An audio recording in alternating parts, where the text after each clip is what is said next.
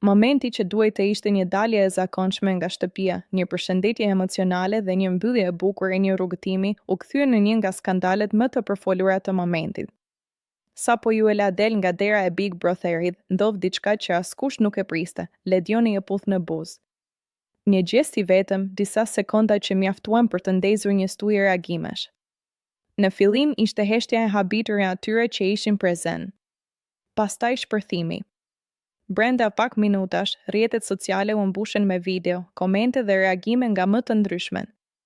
Portalet dhe gazetat online nuk humbën kohë, titujt u bën gjiknje më të fortë, gjithnjëherë më provokues.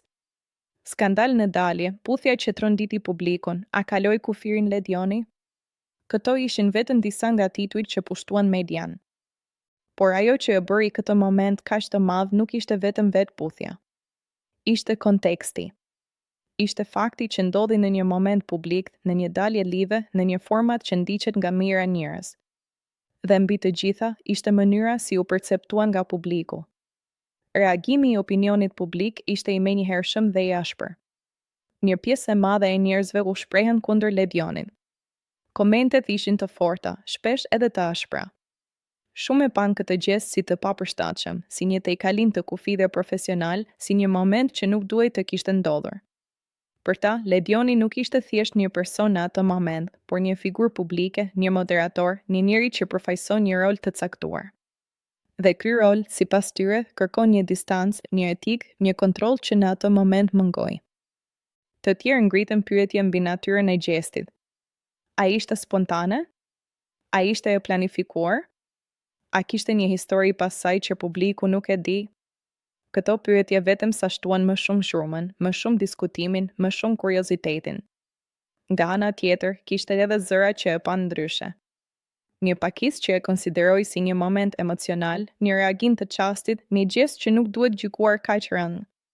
Sipas tyre, në një ambient të ngarkuar emocionalisht si ai, reagimet të tilla janë të mundshme dhe nuk duhet të dramatizohen. Por këta zëra u humbën në mesin e një vale më të madhe kritikash. Juela, në gjithë këtë situatë, u gjend papritur në qendër të një vëmendjeje të re. Nga një banore që sapo kishte përfunduar rrugëtimin e saj, ajo u kthye në protagoniste të një momenti që po diskutohej kudo. Reagimi i saj, gjua e trupit, mënyra si e përjetoi atë çast, çdo detaj u analizua. Ndërkohë, presioni mbi Ledionin vetëm sa u rrit. Publiku kërkonte reagim, kërkonte shpjegim, kërkonte një qëndrim. Heshtja, në këto raste, shpesh interpretohet si faj, ndërsa çdo fjalë e thënë mund të ndezë edhe më shumë situatën. Kjo ngjarje nxori në pa edhe një herë fuqinë e mediave dhe rrjeteve sociale. Si një moment i vetëm mund të zmadhohet, të analizohet, të gjykohet nga mijëra njerëz në të njëjtën kohë. Si një veprim mund të kthehet në debat kombëtar brenda pak orësh. Por mbi të gjitha, ngriti një pyetje më të madhe, ku janë kufit për figurat publike? Sa spontane mund të jenë ato? Dhe kur një gjest kalon nga njerëzor në i papranueshëm në sytë e publikut, ky debat nuk do të shuhet shpejt. Sepse nuk është vetëm për një puthje. Është për perceptimin, për etikën, për pritshmëritë që publiku ka ndaj atyre që janë në ekran.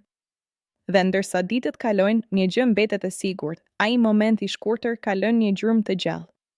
Një moment që do të kujtohet, do të diskutohet dhe do të përdoret si shembull për shumë kohë.